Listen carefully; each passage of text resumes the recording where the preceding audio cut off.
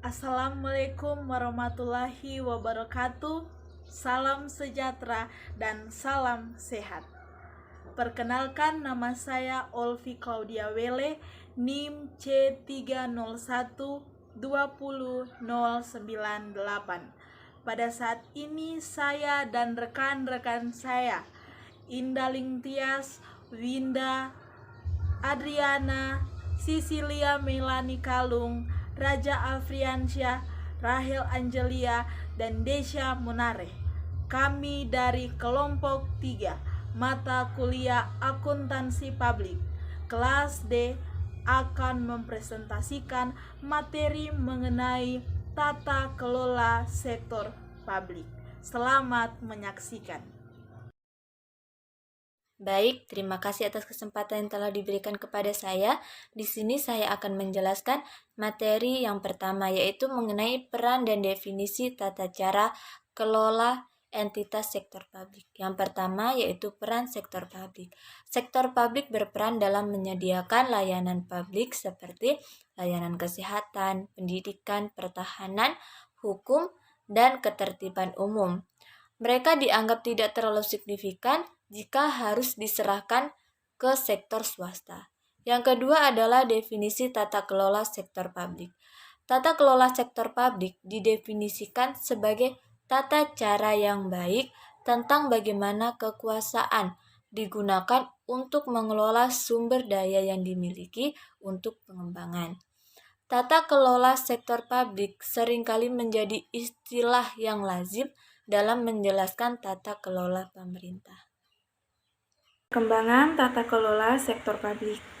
Saat ini, organisasi sektor publik sering digambarkan tidak produktif, tidak efisien, selalu rugi, rendah kualitas, miskin inovasi dan kreativitas, serta berbagai kritikan lainnya. Munculnya kritik keras yang ditujukan kepada organisasi-organisasi sektor publik tersebut kemudian menimbulkan gerakan untuk melakukan reformasi manajemen sektor publik.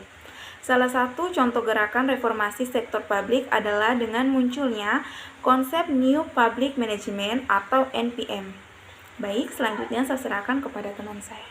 NPM mengacu pada teori manajemen yang berintikan bahwa praktik bisnis komersial dan manajemen sektor swasta adalah lebih baik dibandingkan dengan praktik dan manajemen pada sektor publik. Oleh karena itu, untuk memperbaiki kinerja sektor publik, diadopsi beberapa praktik dan teknik manajemen yang diterapkan di sektor swasta ke dalam sektor publik, seperti pengadopsian mekanisme asas, kompetisi tender, dan privatisasi perusahaan-perusahaan publik. Dengan adanya perubahan pada sektor publik tersebut, terjadi pula perubahan pada akuntansi sektor publik. Akuntansi sektor publik kemudian mengikuti dan menyesuaikan diri dengan perubahan-perubahan yang terjadi. Oke, yang selanjutnya yaitu prinsip-prinsip tata kelola sektor publik. Prinsip-prinsip tata kelola sektor publik dibagi menjadi beberapa bagian. Yang pertama, penerapan prinsip akuntabilitas.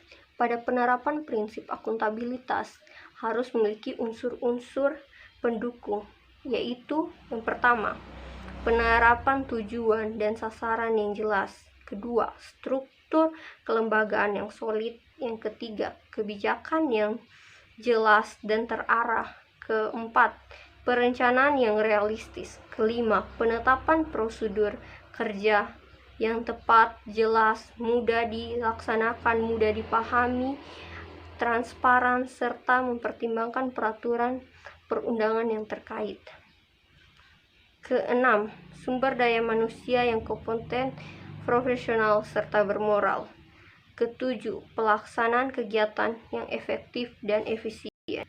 Kedelapan, pencatatan yang jelas, akurat, dan sederhana. 2.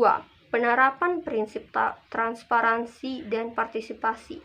Prinsip transparansi yang dimaksud agar informasi mengenai kegiatan dan kebijakan yang termaksud dalam kebijakan perumusan pelaksanaan kerja organisasi dapat diakses oleh publik. Terdapat 3 faktor yang dapat mendorong partisipasi atau mempercepat terwujudnya transparansi dan partisipasi adalah yang pertama, ketersediaan data informasi yang akurat.